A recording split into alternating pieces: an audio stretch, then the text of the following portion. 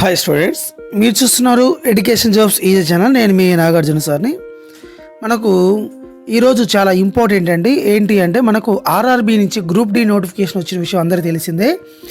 దానికి సంబంధించి నోటిఫికేషన్ సంబంధించిన ఇంపార్టెంట్ డేట్స్ ఏంటి, ఎడ్యుకేషన్ క్వాలిఫికేషన్ ఏంటి, మనకు ఏజ్ ఎంత ఉండాలి, ఏ డేట్ నుంచి ఏ డేట్ వరకు ఇయర్స్ ఉండాలి, ఓకేనా, ఎగ్జామ్ ప్యాటర్న్ ఎలా ఉండబోతుంది, మొత్తం ఎన్ని స్టేజెస్ ఉండబోతుంది అన్నీ కూడా మనము ఈరోజు ఈ నోటిఫికేషన్లో తెలిపే ప్రయత్నం చేద్దాం.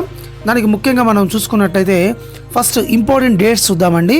నేను లేట్ చేయకుండా మెయిన్ చెప్పుకుంటూ వెళ్తున్నాను. మీకు ఎవరికైనా కావాలంటే ఇంకా నెంబర్ ఆఫ్ యూట్యూబ్ ఛానల్స్లో ఎతికి ఇంకా మీరు తెలుసుకోవచ్చు కావాలంటే.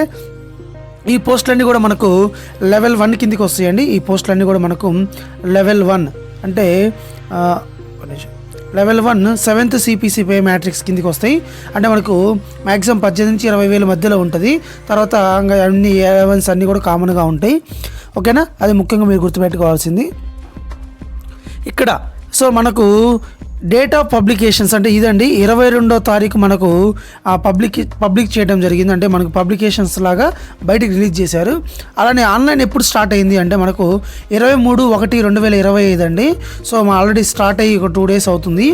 అలానే మరి ఈ అప్లై చేయడానికి లాస్ట్ డేట్ ఎప్పుడు అంటే మనకు 22/2/2025 అండి. సో మనకు ఫిబ్రవరి 22వ తారీఖు లాస్ట్ డేట్.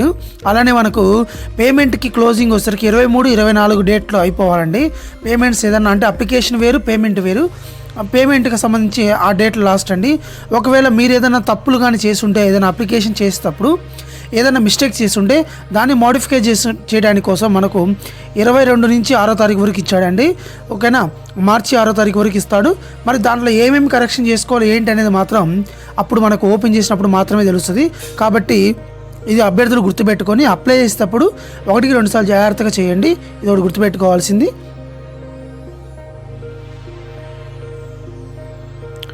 ఇక్కడ చూసినట్టయితే మనకు ఇందాకే చెప్పాము, ఇది లెవెల్ 1 సంబంధించిన 7th CPC పే మ్యాట్రిక్స్ అని, ఓకేనా. ఇనిషియల్గా అంటే మనకు 18,000 అనేది పే చేయడం జరుగుతుంది. అలానే ఇవన్నీ కూడా మెడికల్ స్టాండర్డ్ యాజ్ పర్ ఎనాక్సరీ ఏ నుంచి ఎనాక్సరీ ఏలో మనకు చెప్తారు, అక్కడ ఏవైతే ఉన్నాయో ఫాలో అవ్వాలా. అలానే ఏజ్ కానీ చూస్తే 18 to 36 years మధ్యలో ఉండాలి. అసలు మొత్తం ఎన్ని పోస్టులు ఉన్నాయి అంటే మనకి ఇక్కడ 32,438 పోస్టులు ఉన్నాయండి. ఇది మనకు అభ్యర్థులు గుర్తుపెట్టుకోవాల్సిన విషయం, ఓకేనా. ఇవన్నీ కూడా మనకు మెడికల్ స్టాండర్డ్ అని A2 A3 ఇలా అంటే ఫిజికల్ రెసిప్ట్లో మనకి ఏమేమి ఉండాలి ఇక్కడ మొత్తం కూడా క్లియర్గా ఇస్తారు.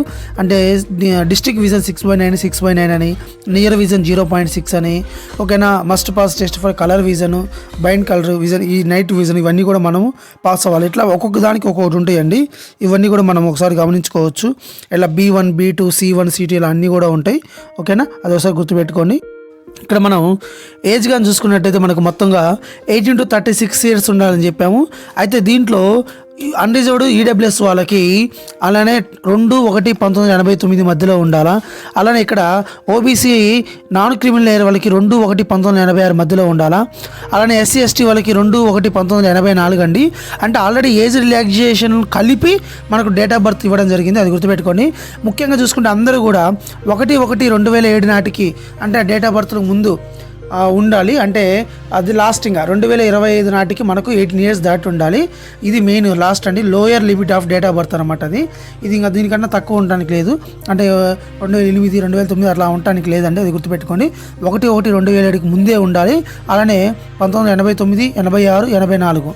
సో ఇది క్యాస్ట్ వైజ్గా మీరు గమనించుకోండి. ఏదైనా డౌట్స్ ఉన్నా కింద కామెంట్లో తెలియజేయండి, ఓకేనా. అదేవిధంగా మనకి ఇక్కడ చూస్తే దీనికి సంబంధించి ఏజ్ రిలాక్సేషన్ అన్నీ కూడా మనకు, ఓకేనా. క్రిమిలేయర్ సర్టిఫికేట్కి వాళ్ళకి అంటే OBC వాళ్ళకి 3 years ఏజ్ రిలాక్సేషన్ ఉంటుంది. SC ST వాళ్ళకి 5 years ఉంటుంది. అలానే మనం అందరూ తెలుసుకున్నట్టే PW ఇవన్నీ కూడా కామన్గా ఉంటాయండి. అదంతా కూడా మనం ఒకసారి చెక్ చేసుకొని టైం వేస్ట్ అదంతా కూడా ఇప్పుడు మనకు ఆల్రెడీ మీరు ప్రతి నోటిఫికేషన్ యాజ్ యూజువల్గా ఉంటాయి, ఇవన్నీ కామన్, ఓకేనా. తర్వాత వస్తే మనకు ఎగ్జామ్ ప్యాటర్న్ చూద్దాం. అయితే నెక్స్ట్ మనకు ఎగ్జామినేషన్ ఫీజు కానీ చూసుకున్నట్టయితే for all candidates except fee concessions category ఆ మెన్షన్ బిలో 8 అంటే మనకు 500 రూపీస్ ఉంటుందండి. ఓబీసీ వాళ్ళు ఎవరైతే ఉన్నారో వాళ్ళందరికీ కూడా 500 రూపీస్ ఉంటుంది. దాంట్లో 400 రూపీస్ అనేవి మళ్ళీ మనకు రీఫండ్ ఇవ్వడం జరుగుతుంది అని క్లియర్గా చెప్పాడు ఇక్కడ.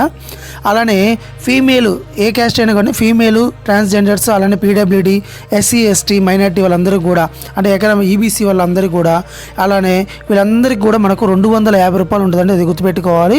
దీంట్లో మనకు మ్యాక్సిమం బ్యాంక్ చార్జెస్ పోగా మనకు మహా అయితే ఒక 150 రూపీస్ రీఫండ్ అయ్యే అవకాశం ఉంది.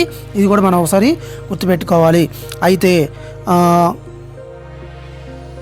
నెక్స్ట్ పేమెంట్ కూడా మొత్తం ఆన్లైన్ ఉంటుందండి. ఇది కూడా మనం ఒకసారి గమనించండి. ఓకే, ఇది చాలా ఇంపార్టెంట్ అండి. అసలు రిక్రూట్మెంట్ ప్రాసెస్ ఎలా ఉండబోతుంది ఇది అందరూ కూడా మనం గుర్తుపెట్టుకోవాల్సింది. ఈ రిక్రూట్మెంట్ ప్రాసెస్లో మనకు ముఖ్యంగా మొత్తం 4 స్టేజీలు ఉంటాయండి. ఒకటి సిబిటి ఎగ్జామ్ ఉంటుంది, తర్వాత పీఈటీ ఉంటుంది, తర్వాత డివి ఉంటుంది, అలానే మెడికల్ ఎగ్జామినేషన్ ఉంటుంది. కొన్ని యూట్యూబ్ ఛానల్స్లో 3 అని చెప్తారు. 3 అంటే ఏం లేదండి, డివి అండ్ మెడికల్ ఎగ్జామినేషన్ కలిపి చెప్తారు. కాబట్టి మనం ఇక్కడ 4గా డివైడ్ చేసాం. సిబిటి అంటే కంప్యూటర్ బేస్డ్ టెస్ట్ ఎగ్జామ్ అండి, అలానే పీఈటీ అంటే ఫిజికల్ ఎఫిషియన్సీ టెస్ట్, డివి అంటే డాక్యుమెంట్ వెరిఫికేషన్ అండి, తర్వాత మెడికల్ ఎగ్జామినేషన్. ఇవన్నీ గుర్తుపెట్టుకోవాలి. అయితే ఈ కంప్యూటర్ బేస్డ్ టెస్ట్ ఎగ్జామ్ ఎలా ఉండబోతుంది, సో మనకు ఎగ్జామ్ సిలబస్ ఏంటి అనేది కూడా ఒకసారి చూస్తే ఇక్కడ మీకు మొత్తం 90 నిమిషాల టైం ఉంటుందండి. ఇక్కడ ఒకసారి చూద్దాం. 90 నిమిషాల టైం ఉంటుంది.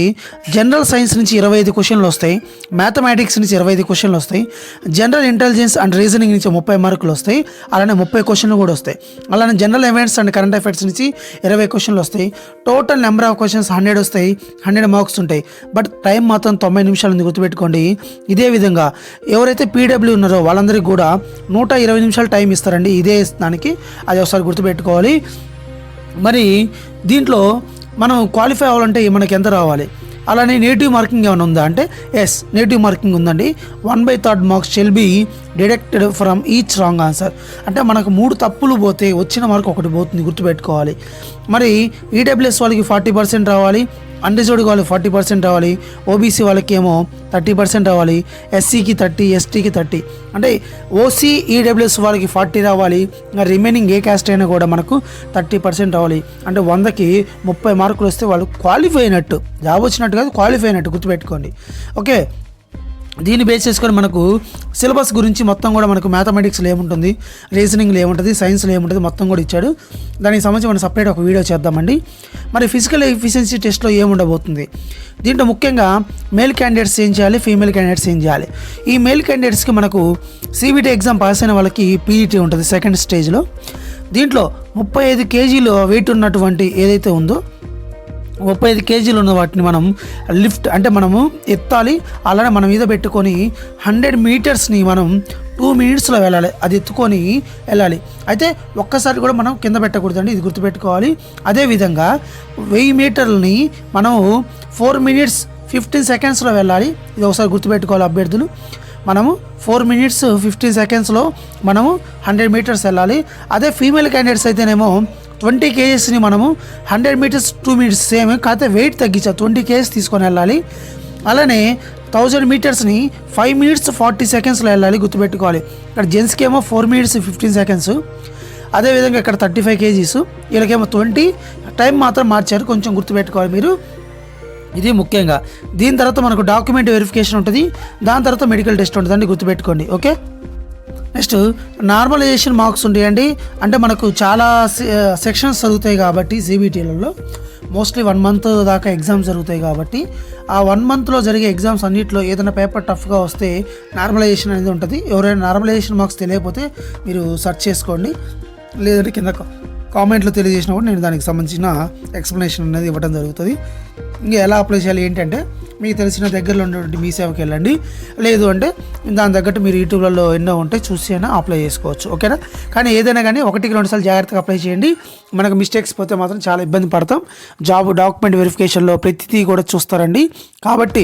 ఓకేనా, ఇంకేదైనా డౌట్స్ ఉన్నా కింద కామెంట్ చేయండి. వీడియో లెంత్ ఉంటుందండి, అయితే ప్రతి విషయం మనం చెప్పామనుకుంటున్నాం. ఇంకేదైనా మీకు విషయాలు కావాలంటే కింద కామెంట్లో తెలియజేయండి. చాలామంది ఎడ్యుకేషన్ క్వాలిఫికేషన్ గురించి అడుగుతారు.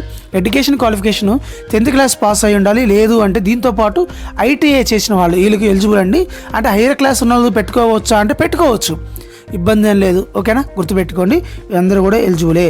ఓకే, ఇలాంటి మరిన్ని వీడియోస్ కోసం మన ఛానల్ చూస్తూ ఉండండి, లైక్ చేయండి, అలానే మీ ఫ్రెండ్స్ కూడా షేర్ చేయండి, ఉపయోగపడుతుంది. ఓకేనా, థ్యాంక్ యూ.